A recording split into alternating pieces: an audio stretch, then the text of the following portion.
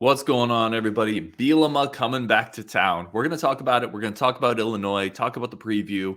What do the Badgers need to do coming out of this week to make us feel a little bit better? All of that and more on today's Locked On Badgers. You are Locked On Badgers, your daily podcast on the Wisconsin Badgers. Part of the Locked On Podcast Network, your team every day. Hey, what is going on, everybody? I am Ryan Herrings, your host of Locked On Badgers, your team every single day. Really appreciate you tuning in, whether you're on the podcast, on YouTube, however you found us. Thank you for joining the community. Thank you for tuning in. Today's show is brought to you by Underdog. Underdog is the best way to spice up your fantasy sports Saturday or Sunday. Sign up on UnderdogFantasy.com with the promo code LOCKEDON.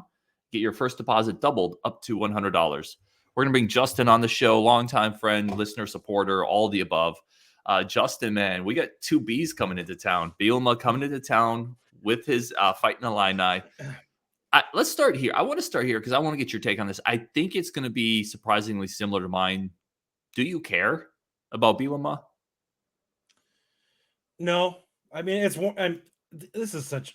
been buried. It's so old at this point. Like, he's taken his karma at this point. Mm-hmm. He failed at Arkansas, like the job that everyone was bitter that he took because he thought it was a better gig.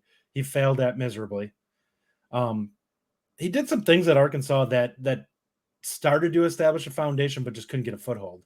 Mm-hmm.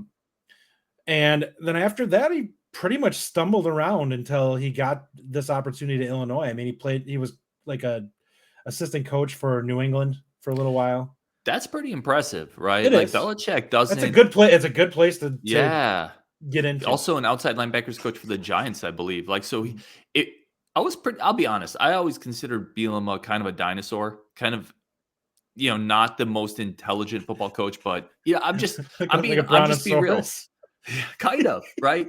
But good energy, made good hires, could identify good people. Not a bad coach, but for him to stick with Belichick surprised me. It always surprised me that he stuck with Belichick because I didn't think the X's and O's were his strongest suit.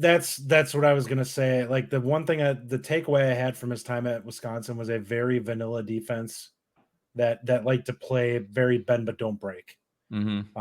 It wasn't terrible defense, but it wasn't good either. Like, it's the statistics from our most recent defenses over the last 6-7 years blow that out of the water. Like, anything that he did with those defenses, other than probably 2006, which was a very good defense that year. He was a solid coach. Like, he had some bravado to him. Wisconsin, I think everyone, that's part of what hurt, is we finally had a coach that actually seemed like he had a pulse. Like, Barry had one, but Barry had one though, and especially he did. In his younger days, Barry was more brash, mm-hmm. and Bielema had some of that too. Yep, we are desperately begging for some of that attitude, and come get some kind of attitude with the current program. I don't really like. I want him to turn Illinois into not a doormat in the West. Like, I think it helps. Like, it makes everything look better in the West if we have teams that actually seem competent. I think he's on his way to do that. I am afraid because there's some things there that are in his advantage compared to ours. Like, if he turns Illinois into a decent team, Illinois with his attitude would not shock me to have him start cleaning up in that state. That would shock me. I'm going to be honest, just because I think Notre Dame gets whoever they want. I think Ohio State gets whoever they want. I think they do, but Notre Dame really isn't that good, and we need to see Freeman keep them where they are. No, but they'll still recruit well, right? That's one of those schools that even if you're not good, you're going to recruit well. I do want to talk about... They will recruit well, but I'm not sure if they will continue to recruit to the level that they have been. It's possible. I don't see any scenario really where Illinois cleans up in Illinois. True. I would say this, fair. though. I would say this, though. I think your point about him turning them into a bit of a not contender, but into a stable program is certainly happening. I think he can do that. I could see him getting into an 8-win or 9-win team. Mm-hmm. And what they've done this year, let's talk a little bit. So this first segment, we're going to talk a little bit about Illinois, because some of their key players, what Bielema's done. They're 3-1 this year. Wins against Wyoming, Virginia, Chattanooga, a close loss to Indiana. The funny thing about Illinois, in the foot. Yeah, they did. They should have won that game. Mm-hmm. Or maybe not, but they definitely had opportunities to be 4-0. The funny thing about Illinois, when I've seen them play this year, when you look at their stats, it's Bielema's fingerprints are all over it. Mhm. They have a ton of time of possession. They play like They have a good Bielema defense. did at Wisconsin. They stop the run. Chase Brown, the running back, leads the country in rushing. He's averaging 6.4 yards per carry. They have a good passing game that is not crazy explosive, but it limits turnovers. They have a good rushing defense. Like it's literally like it's averaging Wisconsin more yards team. than Wisconsin. It's 245 yards a game right now, which is really solid. And Brown's really good. Brown reminds me of Brian Calhoun. Like he's stocky, he's short, but he's powerful. He's quick, decisive. He's got good burst. He breaks a ton of tackles. By the way, guess who hasn't had a great tackling defense this year? Well, that's honestly what my consideration was coming into this game. This is a game where it's going to be very much you better show up, because Wisconsin is kind of at a crossroads in this season. This is a game that if they get punched in the mouth and they stumble, this could lead to like the rest of the season trending down. If the defense loses its confidence, bad things could happen. This could be a 2018 defense very easily. Like, we're not that, like, there are parts here, and don't get me wrong, like with this, if this defense comes together, they could still be a good unit. It's not going to be what we've been accustomed to, but I think it can still be like a top 20 unit overall. But there's some growth that needs to happen. And with that growth, you need confidence. So these guys have to start stacking some good situations together on the season, or we're in trouble. Like, these are young players who haven't played a lot, who, if they lose their confidence and start questioning things, defenses fall apart when that happens. When guys start second guessing themselves rather than playing on instincts, that's when you see sloppy defense and guys, big plays being broken. Well, in Illinois is an offense. We talked about Chase Brown, but Tommy DeVito was a Syracuse transfer. He has 9 touchdowns and 2 picks this year. He's second in the Big Ten in passing touchdowns. Big time threat with Pat Bryant, averaging 18 yards per carry. They also do a lot of things that I wish Wisconsin would do a little bit more of. Like, they're running zone read out of shotgun on 2nd and 7. So they're giving their quarterback what I think is a more advantageous way to examine the field than we give Graham Mertz. They're a little more multiple.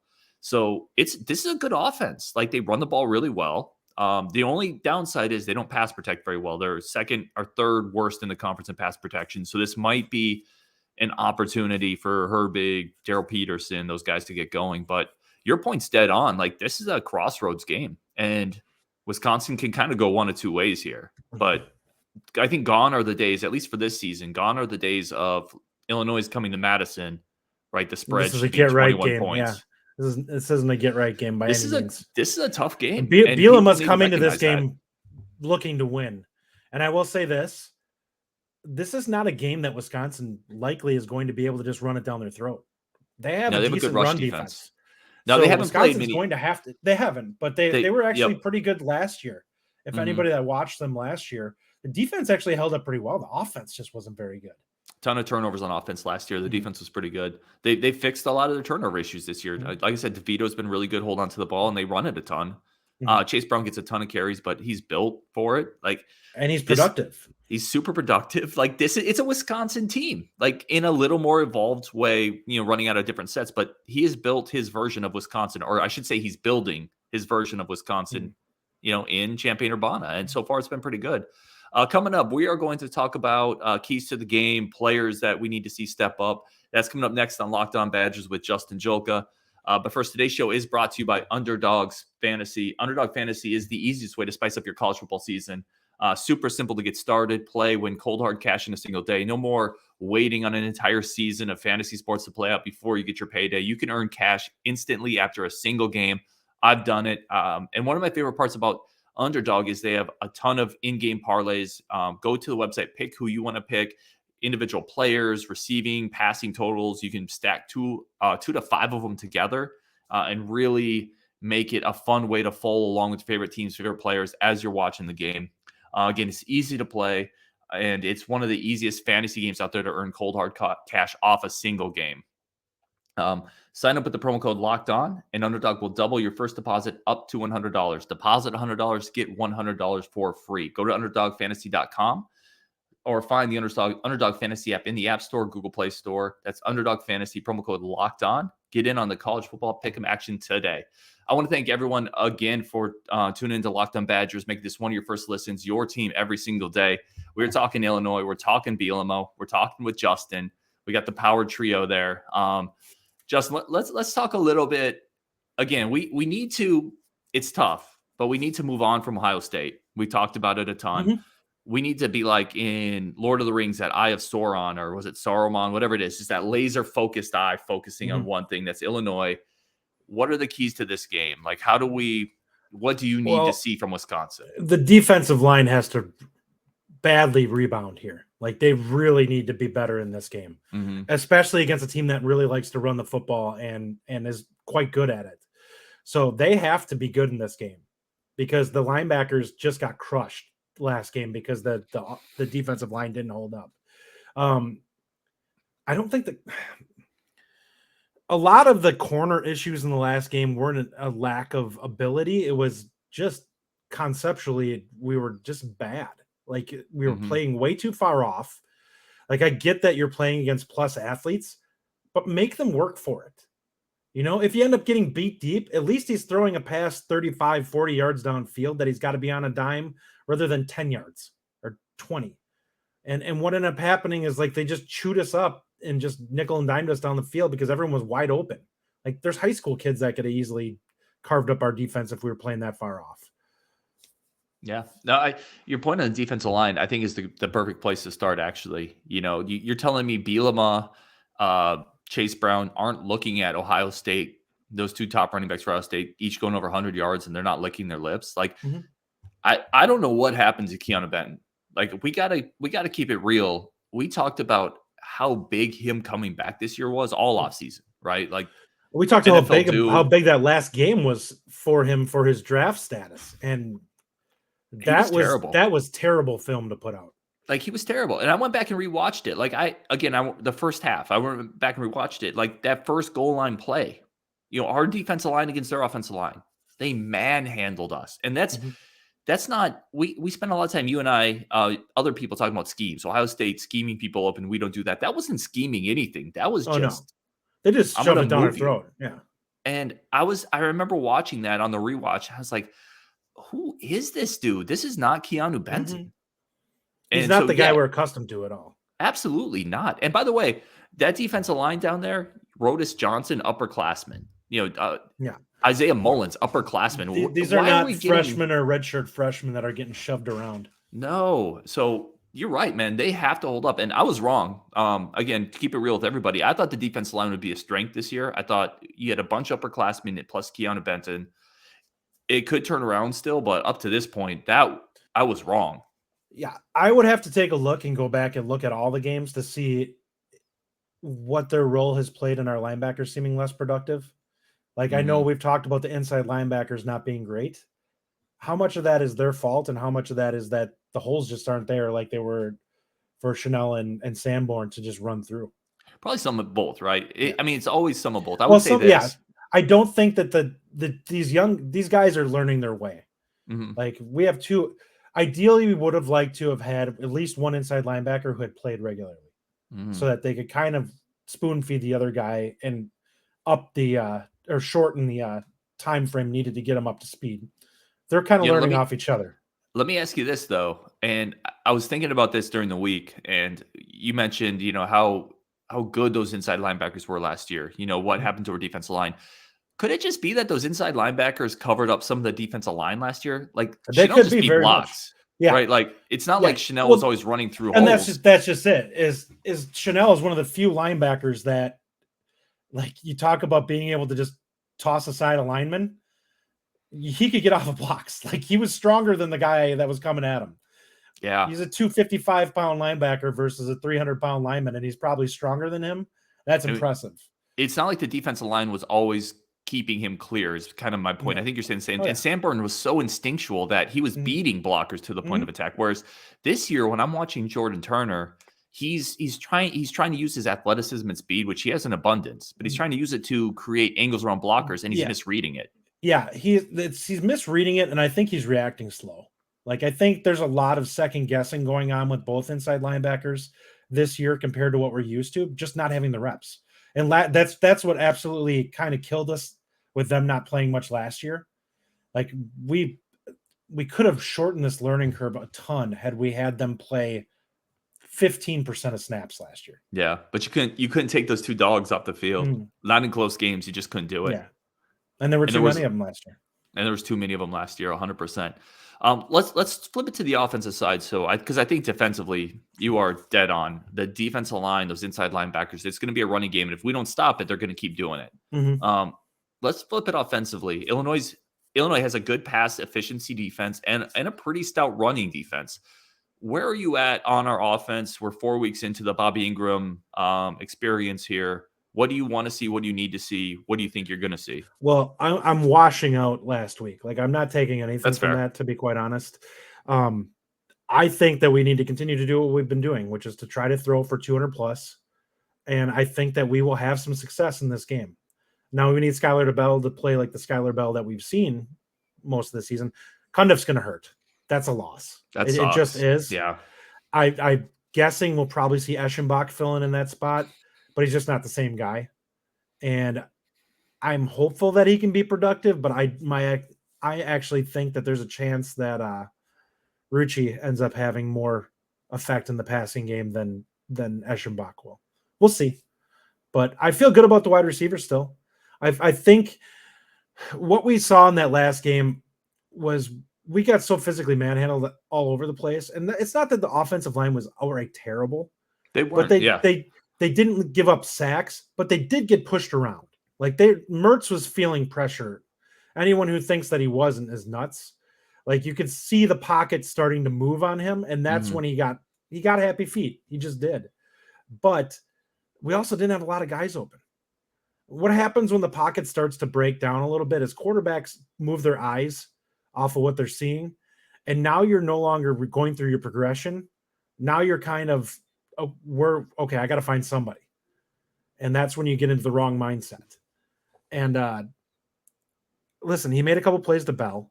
One of them should have been made where he was looking in the wrong direction. That should have been a catch. The throw was there. Agreed. He just wasn't even looking for it. I still feel good about the receiving group. I think in every game they will be a plus in that game. Like, they're better athletes than most of the teams we will see going forward. And I think that Mertz is still improved. And like I said, going into the last game, I think that he could still be a good quarterback the rest of the year. We need to see the aggression. And if I had my way, what I'd like to see this week, go out there and roll them by 21. Like, this would be I'll take it. Just if you're productive and something's working on offense, don't milk clock, run up the score, get confident. This team needs to feel good about itself. You're not going to do that winning 20-17 and grinding away the end of the game. Like, no player looks back after they get done and like, yeah, that 15-minute drive where we averaged 3.5 yards. I bet you offensive linemen look back and say that 15-minute drive. But the quarterbacks, the running backs, and the wide receivers probably not. They're like, Jesus, couldn't we have just opened it up a little bit so we didn't have to take such a beating? But this, to the point we made earlier, though, this is a pretty solid Illinois team, and it's Wisconsin that hasn't lived up to expectations. I think you're almost at the point where a win is a win. Like, we're almost at that point of the season. But that's what I'm saying is don't grind it. Like, play your A game here. There's no more games where we should be hiding stuff. Just get the wins. I would say this, though. So I agree. I've agreed in the past that I wish we would be a little more versatile, especially on first down. I wish we would throw out of situations that give Graham Mertz better opportunities to exploit a defense, i.e. not throwing on 2nd and 7, 3rd and 10, going shotgun 11 personnel, 1st and 10, throw the ball once in a while. However, based on what we've seen over 4 weeks, how realistic is that to you? Because what we've seen in 4 weeks is really still just, it feels like last year's offense. Yeah. With a few wrinkles, but not dramatically different. It's not. It really isn't. I think that we've just gotten more efficient with our passing game is really the biggest difference. Mertz has grown. For sure. The scheme itself, some light things. It's hard for me to say if the scheme has changed much or if the receivers are just better this year. And I think I think there's an argument to be made that they're just physically more talented than what we had last year. Like we had such a weird couple of guys. Like Danny Davis was a solid receiver, but didn't have the build to like really do anything with his limitations. Like if he was say an inch taller and 15 pounds heavier, he probably would have been much better as a wide receiver because he would have been able to physically. Could you say that about every receiver? Well, that's the thing I'd say about what's his name? The other wide receiver. Kendrick Pryor. He couldn't separate. Like he so had fast, all the speed in the world, but he yeah. could not get off of defenders. And that's what stopped him from being able to just burn people. Our receiving group is better this year. I 100% agree. And I wish we would take earlier advantage of it is maybe the best way to put it. Yeah. Like punch Illinois in the mouth. They're going to put a safety in the box. First down. Carve them up that first drive. Come out and throw 4 out of 5 times. You remember the game against Northern Illinois? Was it Scott Tolzien's first play was a play action. They went 80 yards to, I think it was Isaac Anderson for a touchdown. Yeah, I remember it. Just once in a while, try it is all I'm saying. All right, coming up, we're going to do our predictions. A couple players to watch. That's coming up next on Locked On Badgers. Thank you, everybody, for tuning into Locked On Badgers, continuing to stay with us, continuing to entertain the discussion wherever you're coming from. Your team every single day. We really do appreciate it. Justin, as always, is awesome. Justin, let's start here. Predictions. The line is 7. Wisconsin is favored by 7, which, again, historically, Illinois coming into Madison over the last 20 years, a 7-point line is not what we've seen. So we've already seen the shift on this. And by the way, the public is banging Illinois. Coming on Illinois. Yes. The last I looked, it was 70% of the money came in on Illinois. So not only is the spread lower than we've seen, but people are on Illinois covering that. So where are you at on this game? I'm going to believe for one more week. And that's I'm going to say Wisconsin wins 27-17. Okay. In this game, I think we're going to see some sloppiness still, but I think the offense will look better. I actually think the passing game may end up carrying us in this one. It wouldn't shock me to see us have 2 touchdown passes, just 1 running, and have us be like 130 yards rushing as a team, but 250 yards passing. Okay. I think so. This is so fascinating to me, this game, because I have no idea where the Badgers are going. Mm-hmm. I really don't. Because I agree. Nothing would shock me. I could see them laying a total egg. Like if their confidence is totally shaken, which a beating like that can totally shake a team. But see, it's not just the Ohio State thing, right? It's also you lost at home to a Washington State team that is better than Ohio State. The Ohio State game shouldn't have happened after the Washington State game. Yes, like you should have came out with your A game. There's something weird right now, and I can't figure out if it's like if it's a temporary like shower or if it's like a thunderstorm. I don't know. Do you remember? I was trying to think of what team this is kind of reminding me of, the energy behind it. And for younger viewers, listeners, you may not know, but the 2008 team had like Jonathan Casillas, DeAndre Levy. I think Matt Shaughnessy was on that. There was a lot of talent. Mm-hmm. And I think this team has a lot of talent in certain spots, but the energy on that team felt really weird. That was the Allen Everidge year, right? They finished 7-6, and they blew a game. Quarterback play was a big problem. Yeah, it absolutely was. But just like the energy that team coming into that year, it was ranked, it was supposed to be good, and they had energy problems, they had chemistry problems. And then you see a couple weeks into this season, and you've already seen Keanu Benton kind of say, we gave up a little bit. It didn't feel like Wisconsin. I'm praying that we don't have our Michigan moment against Illinois. That's a red flag. If you remember 2008, you remember the Michigan game? We were up like 19-7. 19-7 at halftime. The game. Yep, we ended up losing the game. We drove down in the second half. Travis Beckham had a false start or illegal formation penalty when we were about to punch it in to take the. It was what I was watching the game at a bar because my power was out. I was like wearing PJs at a biker bar. It was a really weird scene for me. I do remember it. Like I remember that game vividly because I thought I was going to get knifed while I was eating like wings at this biker bar. Anyway, like.